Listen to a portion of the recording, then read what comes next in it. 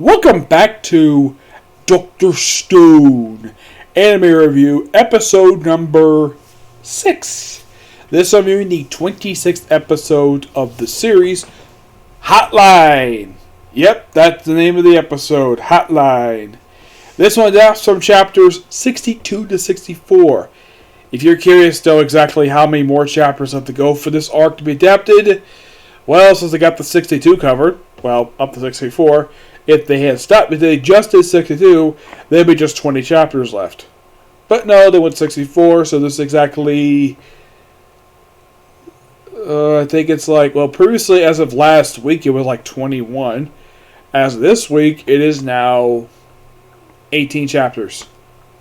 Yep, 18 chapters. That is literally how much are left. So, who knows how much I'm going to cover for the next several episodes. I have heard something that apparently this season is not going to be as long as the original season for the series.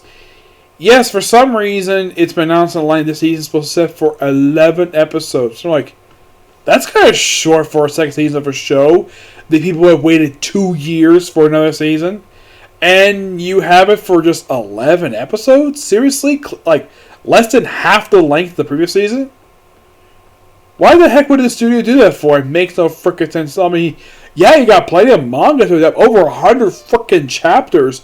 As this episode, the manga is exactly like, I think it's like 118 chapters ahead of this damn thing. Actually, more like 117 chapters. So, they got plenty of time. If I were them, I would basically do more than one frickin' story arc, but I'm not the studio. Okay.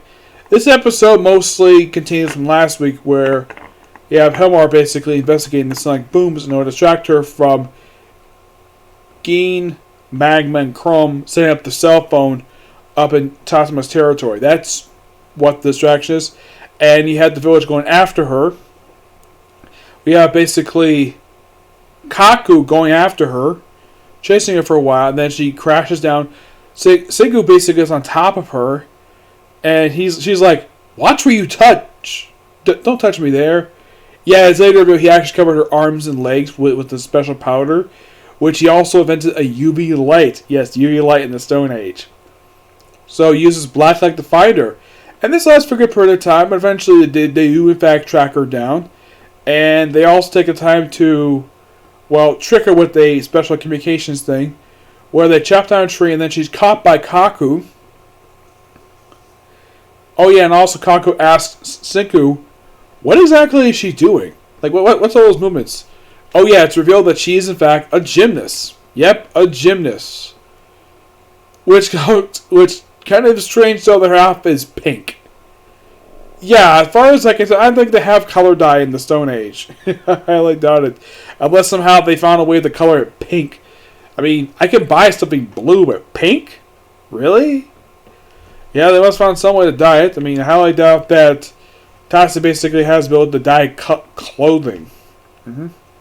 So they catch her, and then we have the communications team going into Tasma's territory, going to visit, apparently, Senku's grave, because they were asked Tasma to go to the grave to basically put the device there.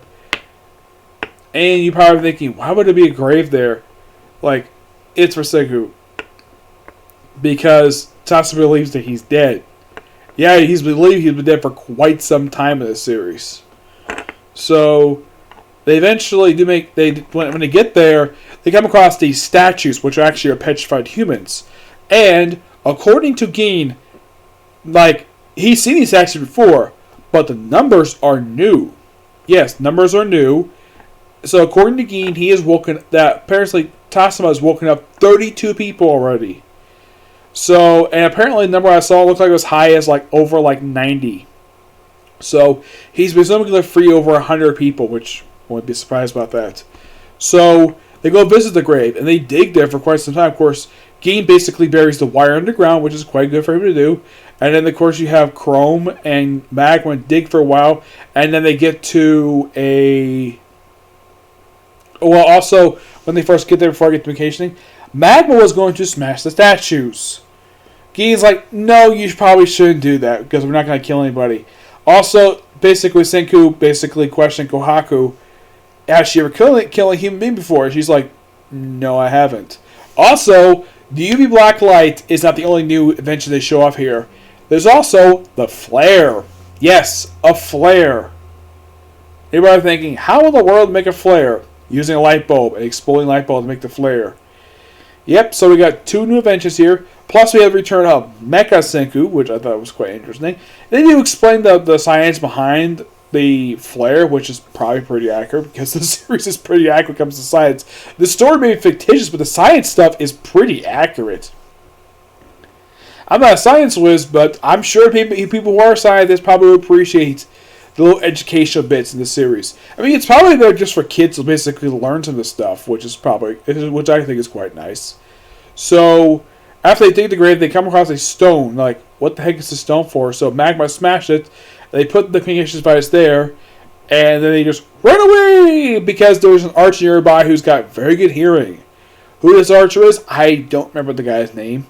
You see a guy a couple times like, oh, I hear something, and then of course you see the communication run away, and then the episode ends with Sengoku's best friend basically digging up into the grave and pulling out the one part of the cell phone, and then the answers, and basically Sengoku asks like, yo, and basically the guy yells on the phone like, Senku, and it's like, and the episode ends with basically saying what the manga does, it's nice to hear your loud voice again.